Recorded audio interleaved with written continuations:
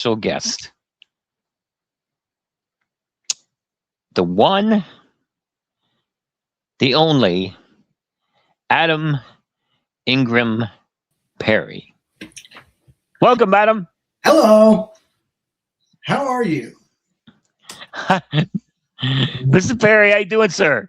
I'm doing all right. You can hear me, right? Absolutely. Okay. Crystal. Making sure. I was trying to figure out Great. how to know when I was being seen and everything. But thank you so much for having me. Oh, thank you. It's great to have you. Yeah, absolutely. I hope I can have enough brain power to get through this. I've been a little under the weather this week, and I'm still kind of recovering. But I'm going to do my best to stay present and have a great chat with you. But I may drink water more often than usual. Awesome. Yeah. I totally get it. I totally know the feeling. So, just Yeah. blessed to have you on the show.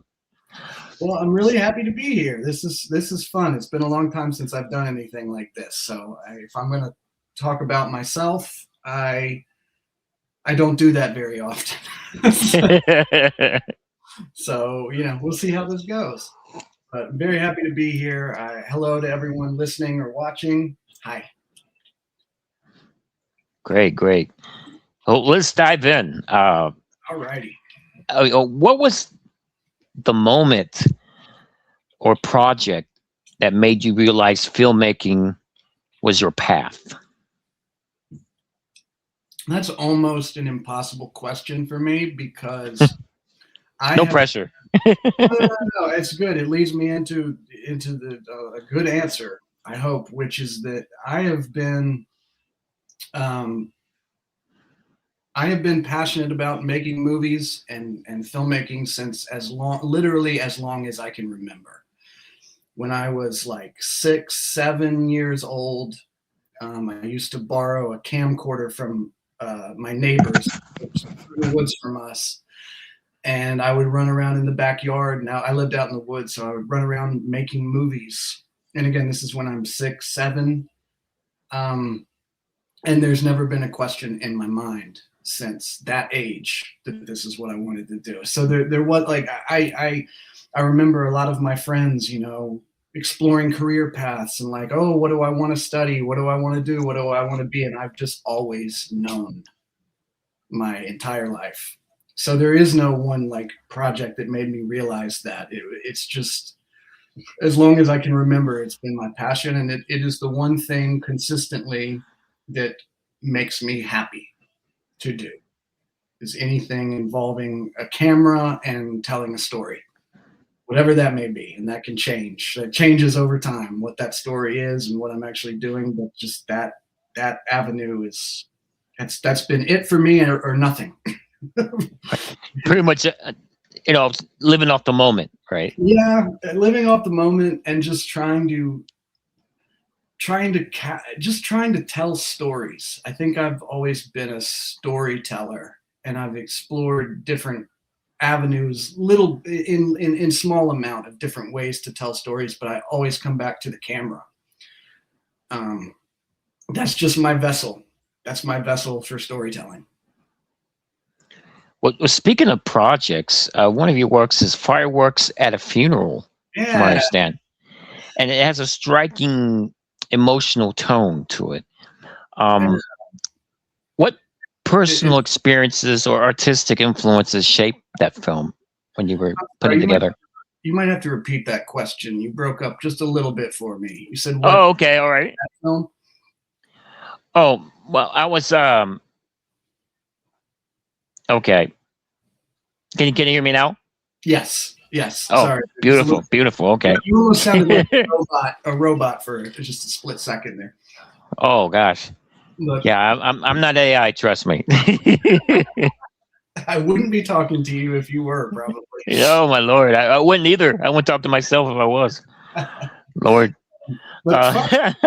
It's interesting. I think what you asked was what brought that project about, or well, pretty much what personal experiences, artistic influences helped shape that film when you were putting it together. That's a strange one. That one has been something I've been for a long time now, I've been working with this poetry organization in Winston-Salem. They're more a writing organization. Mm. Um, but there's this one guy who also works with them, who's an incredibly talented poet. His name is Willie Wrights. Everyone, I recommend looking him up. But for years, he and I have been wanting to do something together. We've been wanting to, I just, one of my favorite things to do with film is to collaborate with other art forms. Like film and dance is something I haven't really done much of, but I would really like to. Film and stage, obviously, those two go very closely. But filmmaking and poetry was what he and I had talked about. How do we make a film of poetry where the filmmaking enhances the poetry and the poetry enhances the filmmaking and so on. So it was really just a process of me and him working together to try to figure this out. He wrote the poems, he performed them, and I found what I hope were interesting ways to film them. And I chose my shots and my colors and the editing language of each of there's 3 poems in that movie. It's a short film of kind of 3 sections, and each one is its own poem and each one has its own feel to it. And I tried to use the poetry he had written and how he performed it to kind of I would feed off that in how I shot it and how I edited it, so that it became just this sort of back and forth thing. It's really cool. I love working with other artists, especially ones that work in mediums that I don't. I'm not really a poet, but I got to work with a poet and try to do some poetry of cinema in working Right. with him. And I don't know, it was a lot of fun. And it's interesting you bring that one up, because we might not be talking right now if it wasn't for that film. Wow.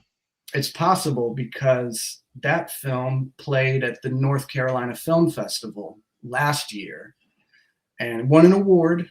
Actually, that film won an award for Best Experimental Film at the North Carolina Film Festival. And going to that festival with that film and meeting the people on the River Media Board of Directors is how I know you, and how we end up sitting here right now. And so as strange as it is, if I hadn't have made that film, we might not be talking right now.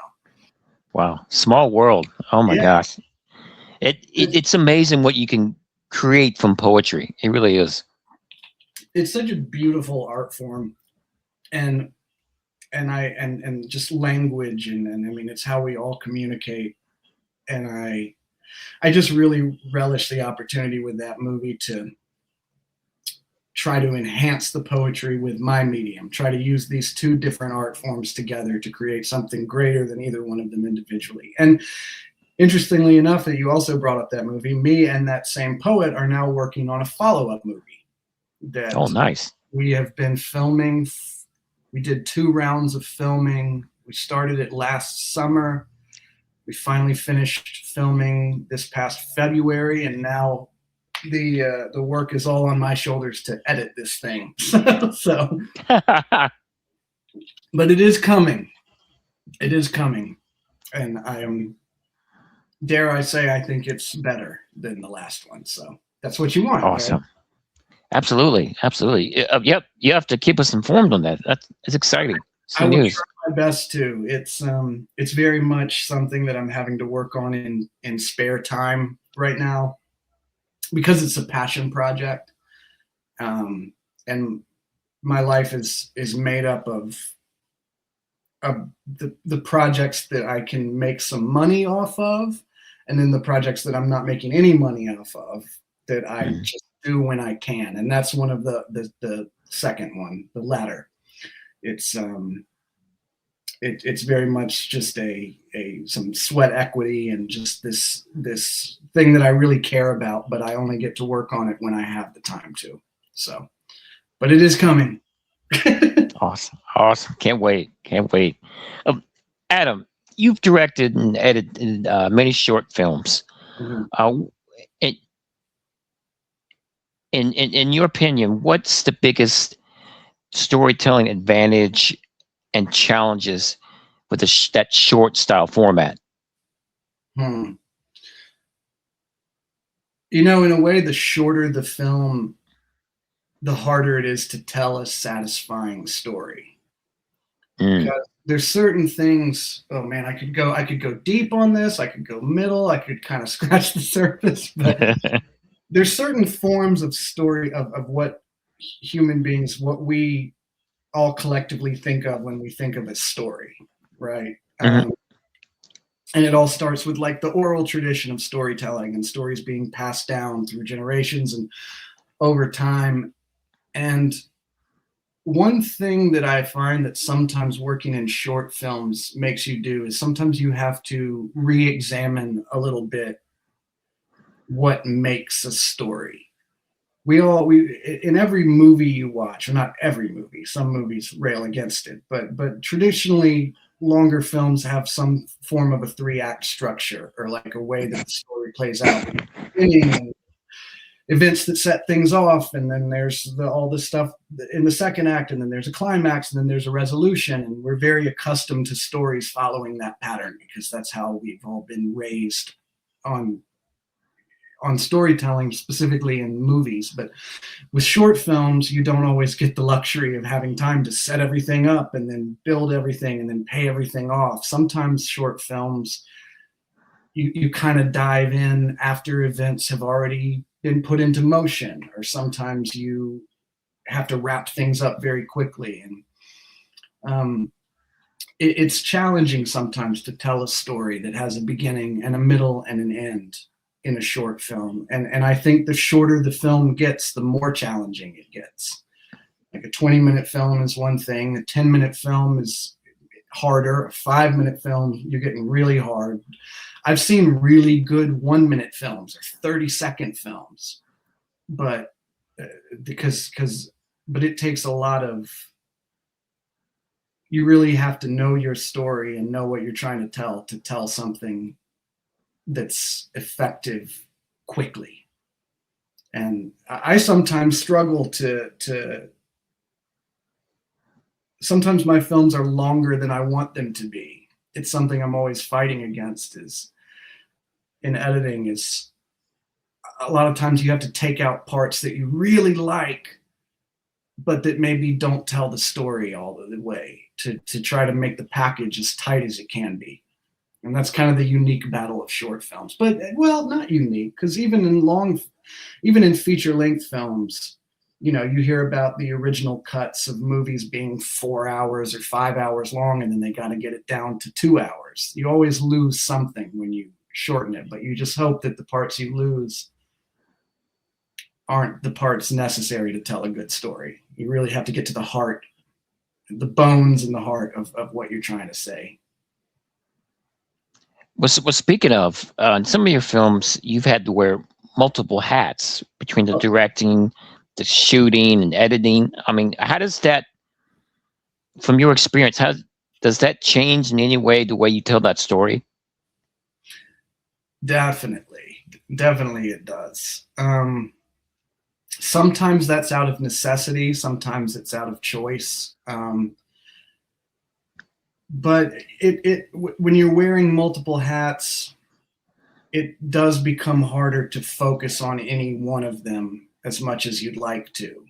Um, for example, a lot of times I'm the director and the cinematographer at the same time. That happens quite a bit. Not all the time, but it does happen. And whenever I do a project like that where I am wearing both of those hats, I always come away from it a little bit like, oh, I wish I had gotten to spend a bit more time working with the actors on this one part as a director, but I couldn't because I was worried about the lighting and keeping them in focus because I was also the camera guy, and vice versa. Oh, I wish I'd taken a little bit more time with the framing of that shot, but I couldn't because I was too busy talking to the crew and getting them to go places because I was also the director. But as much as it can be a disadvantage, one thing it does do is it really allows you to make the vision your own. Because if I'm shooting and directing, you can bet that the movie you're seeing is really me. It's Right. really me behind it because I've touched every part of it.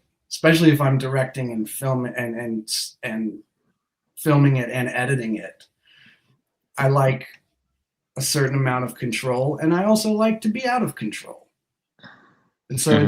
it just depends on the project. But yeah, I have spent a lot of time wearing a lot of hats, um, which is I it's also interesting because I'm formally trained in some areas of filmmaking, but not in others. I studied directing specifically in film school. Oh, I wore my alma mater UNC School of the Arts mascot T-shirt for this. All So right. rep UNCS. Nice. I studied directing, and so most of the cinematography stuff, camera-wise, I've really taught Uh-huh. myself over the years. Right. So I feel like I'm more well-rounded than I used to be. Yeah. That, that's awesome. That's awesome. Speaking of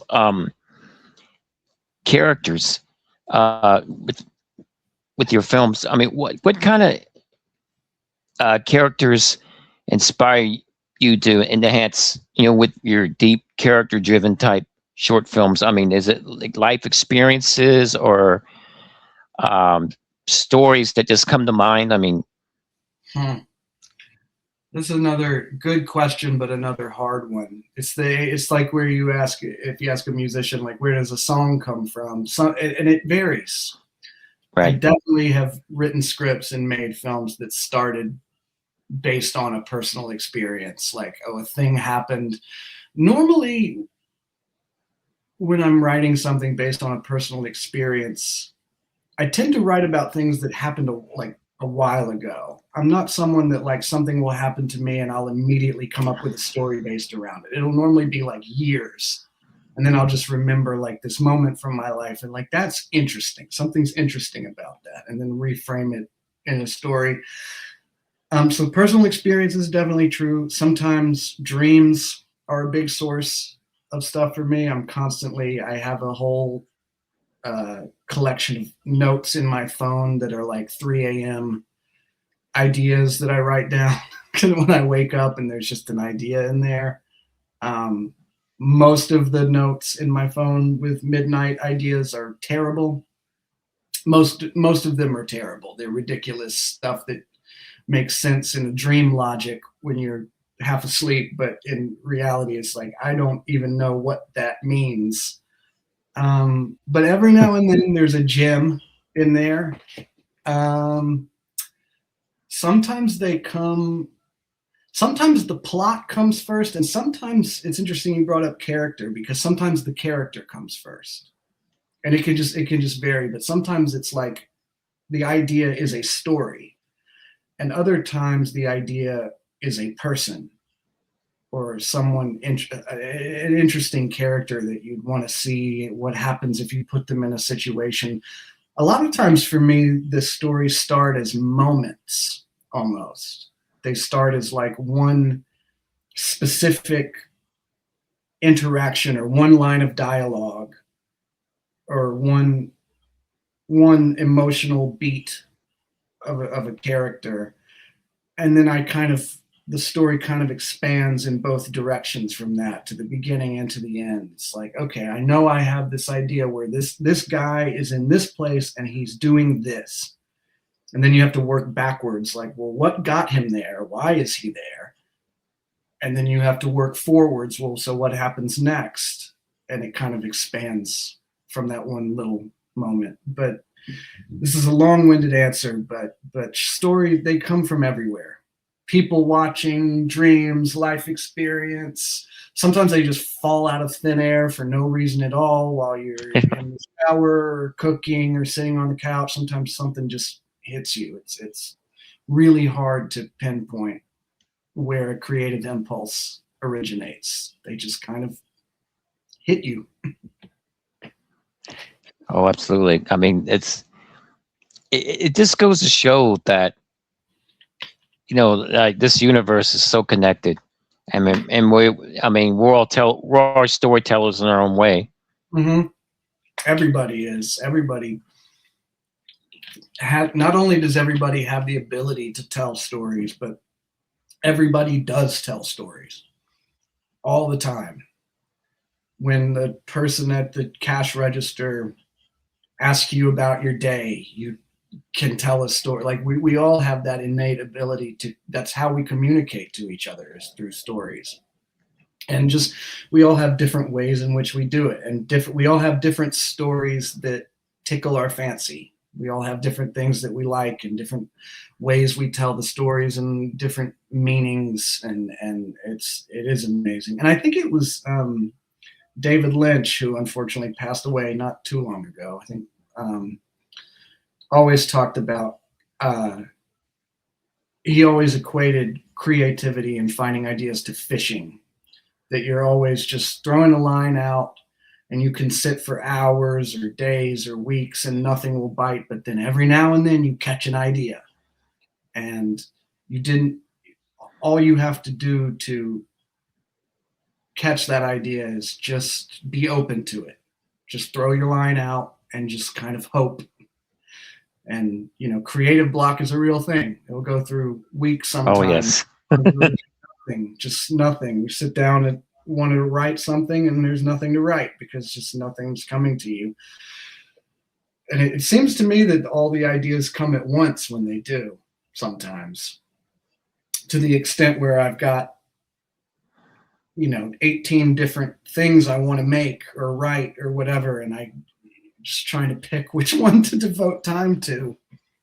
But, yeah, it is. The universe sometimes just answers your questions for you and just gives you something out of nowhere. It really does. It's amazing how it works out like that.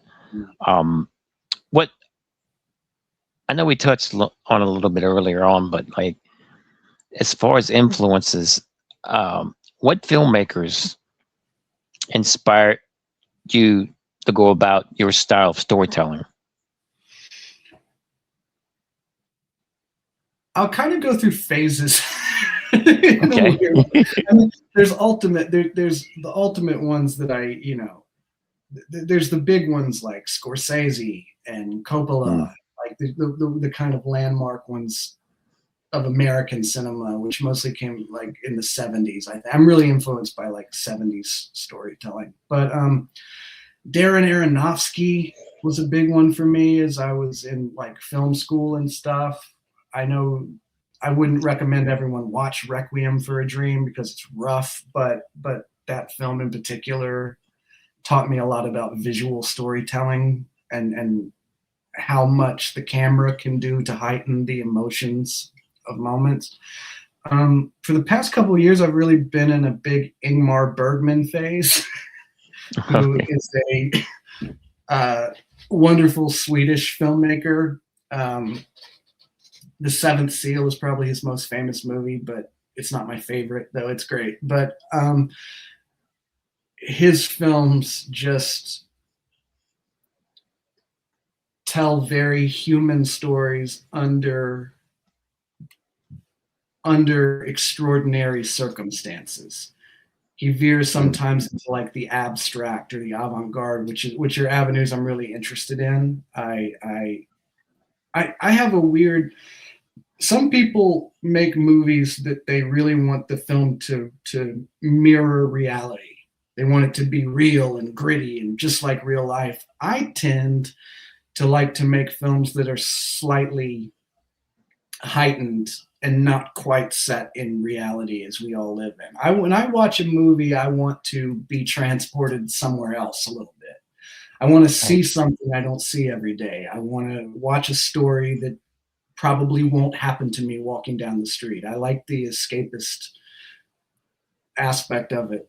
So I like to make films that are a little strange, a little abstract sometimes, and just Ingmar Bergman's movies for the past few years have really hit the nail on the head of that kind of vibe I guess I'm going for. But let's see, who else? I mean, there's so many filmmakers. I could just start naming them. Sergio Leone. I grew up watching The Good, the Bad, and the Ugly. It's always been one of my favorite films. Yeah. It still is. I got to give a shout out to like Akira Kurosawa. I got to give a shout out to. I could list the filmmakers till the end of time.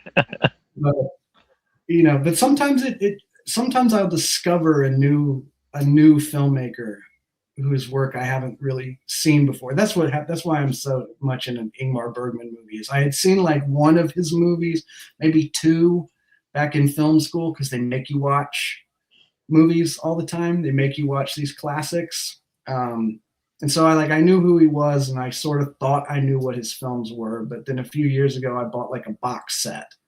It was on sale somewhere, and just started watching through his filmography, and just developed a whole new appreciation, and realized that this guy made movies in the way I want to make movies.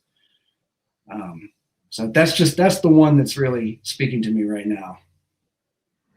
I'm glad you mentioned about the escape. I mean, I think that's the focal point of a lot of people that watch films. Does that vicarious escape from the norm, right? And experience that adventure and be a part of it. And it is something, whether it's filmmaking or reading a novel or playing a video game, or, art and storytelling is a way for us to pass on our values, but it's also a way for us to put ourselves in a life that's not ours for a little bit. We all I think everyone needs a certain amount of escapism. That's why I'm so sad that not as many people are going to the theaters anymore.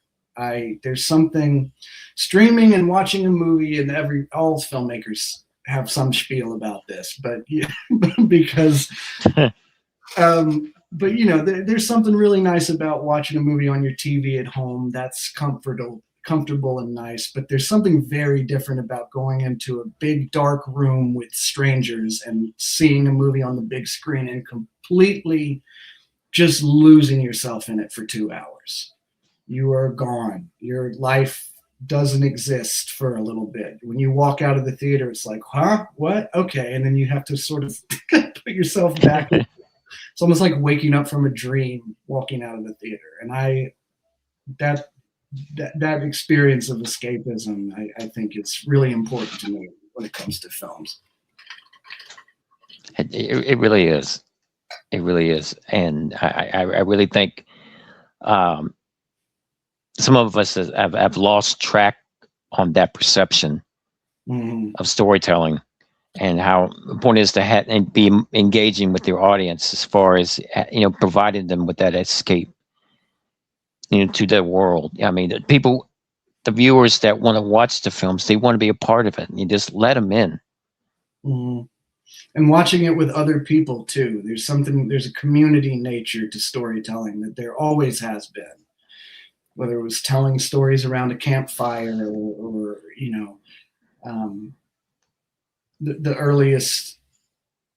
the beginnings of theater, and there's just something about being with other people who often you don't know, but you're all on this roller coaster together of watching this film and experiencing the emotion of it. And there's something about that really is lost by just watching everything at home on your own. Right. And I do think, I don't know. Hang on, sorry a second. I just accidentally knocked one of my cords loose. Okay. Come on back to me. There we go. All right. I'm back. But yeah, no, we've lost something for convenience sake. Everyone wants everything to be convenient now, which is great. It's lovely to have everything delivered or watch whatever you want exactly when you want it. But I don't know. When I was growing up, you saw a new movie in the theater. There was no alternative. If there was a new movie that came out and you wanted to see it, you called your local cinema and you listened through the whole menu for a couple of minutes, and they listed out the times of the movie, and then you planned it and went to the movie, and there were other people there, and I don't know. I still try to go to the theater as much as I can, but absolutely, it kind of dims the novelty part of the story, if you will, if it's oversaturated full of different things going on, right? So Yeah, and there's just so much. The amount of media that comes out now is overwhelming. Every time I talk to someone, have you seen this show that I've never heard of? Oh, have you seen that show I've never heard? There's so much media to consume now that it's hard to. I feel like it's harder to stand out maybe than it used to be because the market's so oversaturated. There's just so much media. Yeah. Oh, excuse me. Yeah. Oh, it's quite all right. Oh, I totally get it. Well, you mentioned earlier, you touched a little bit on it, but like, are there any projects that you're currently working on? Too Other many. projects that you'd like to too many, all right. Too many. Any you'd like to share? Yeah, so I'm finishing up that. Well, first of all, I have 2 films that are finished and are starting to maybe go to film festivals now. I don't want to speak too much about them yet, but one of them is very much a strange Ingmar Bergman type movie. The other one is a horror film, which I love horror. That's a constant. That's a genre I always go back to, because I love horror films. Of course, I have the follow-up to Fireworks at a Funeral that I mentioned earlier, that I'm making with this poet again, that I'm trying to finish editing. I have another film that I wrote and directed just a couple months ago. We filmed it, that I'm also editing, that I'm really excited about, but it's got a ways to go yet. So there's not too much to promote there yet. And then, of course, I make movies, right? But I also have a company, which is Little Things, Large Eyes Productions, that I do make movies through the company, but also that's for like video work. I do music videos, performance films, commercials, pretty much any type of video you can think of, we can do it, me and the company. So I've always got projects going on through that. Most recently, or actually currently, just next week, I'm helping this guy film a introductory video for a YouTube channel he's trying to start. I think I have a band has hired me to do some promotional material for them next month. So I've always got little jobs like that as well. And honestly, I love doing stuff like that. It's fun. It's fun to tell my own stories, which is what I do with my films most of the time. But it's also a lot of fun to help other people tell their stories. And people will reach out to my company saying, hey, I've got this idea for whatever it may be, a music video, an advertisement, a YouTube video. People have hired my company to document their parents in their final years and stuff like that. We call them like senior legacy videos. And just being able to come in as an outsider and understand someone else's story, and then get to use my passion and my skills with a camera to tell someone else's story is also something that's really important to me. So yeah, I got a lot of that stuff going on too. It never ends, right?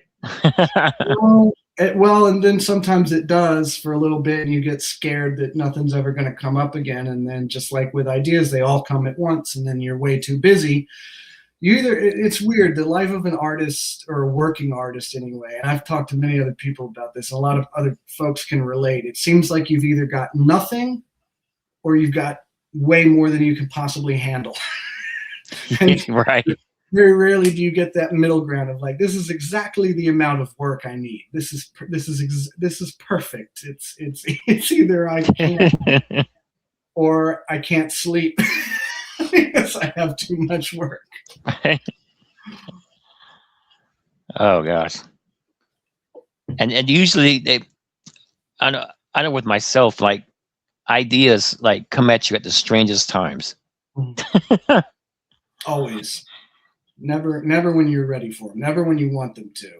In fact, Right. I truly believe the harder you try to force it, the the less fortunate you will be when it comes to creative things most of the time. Um, Creativity is something that you have to sometimes just sort of let wash over you. I believe there are certain things you can do to open yourself up more to creativity. There's states of mind you can try to get yourself in, and places of relaxation you can try to get yourself in. But if you sit down with the thought, I am going to create something right now, no matter what, I'm going to make an idea, I think you're making it harder on yourself. You just have to Right. sometimes let it just come from wherever it is in the universe that that stuff comes. If I knew how to find that place, I'd live there. But Yes. maybe it's somewhere in France. A lot of artists All move to, right. maybe it's in France. Maybe that's where all the ideas are. Hey. Maybe so. Or like Hungary or Sweden or something. I don't know. Where do artists go? Yeah. Oh man. Um, do you have any advice for like other creators or future creators on the way they approach storytelling? On the way they approach storytelling? And yeah, storytelling, film in general. I think stories can come from anything and anywhere. It's all about the way you look at it.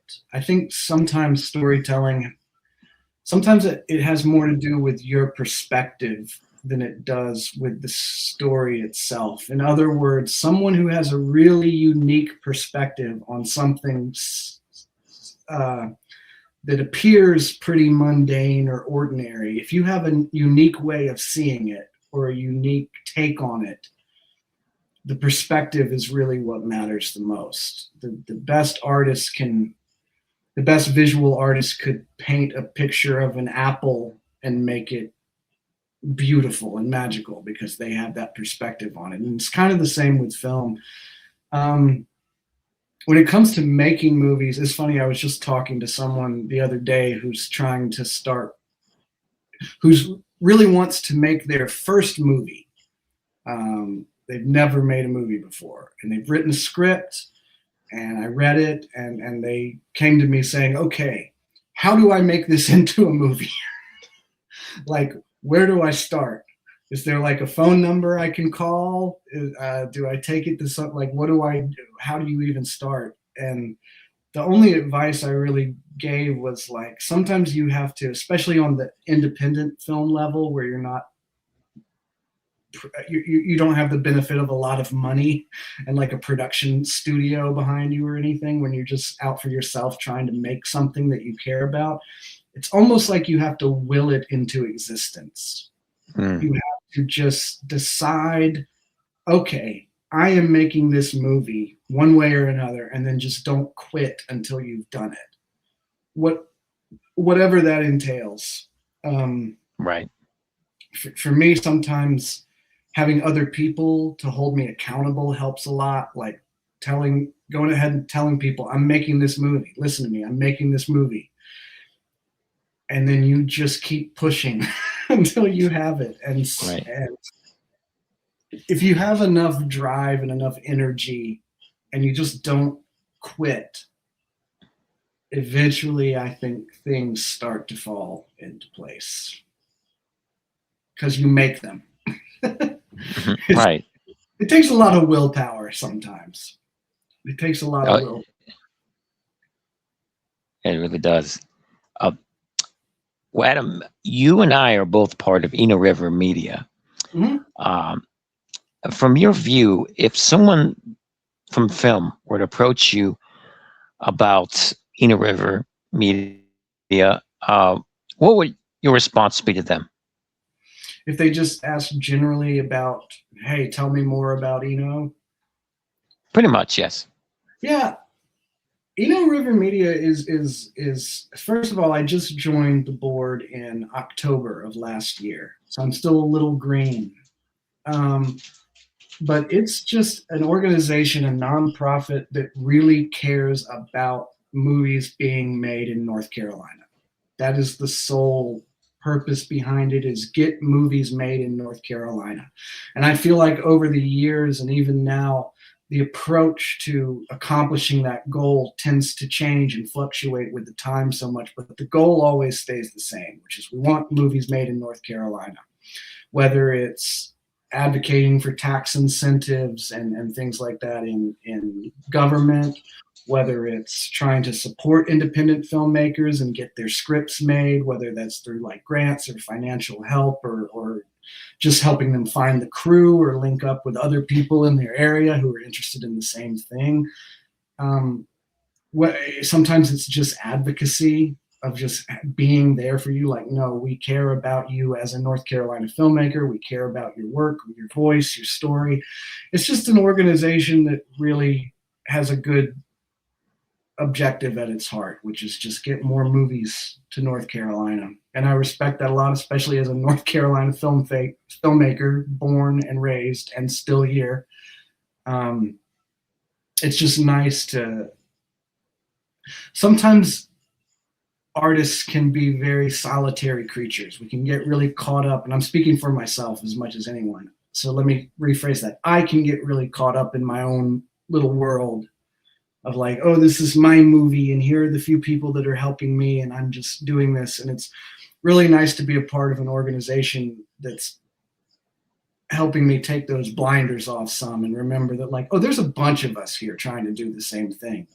And we're not competing against each other. We should be helping each other. So, River Media is just an organization that really cares about lifting up North Carolina filmmakers. And that's awesome. There you have it, folks. Straight from Mr. Perry. And for more information on Inner River Media, just go to our website at innerrivermedia.com for more info. Yes, definitely.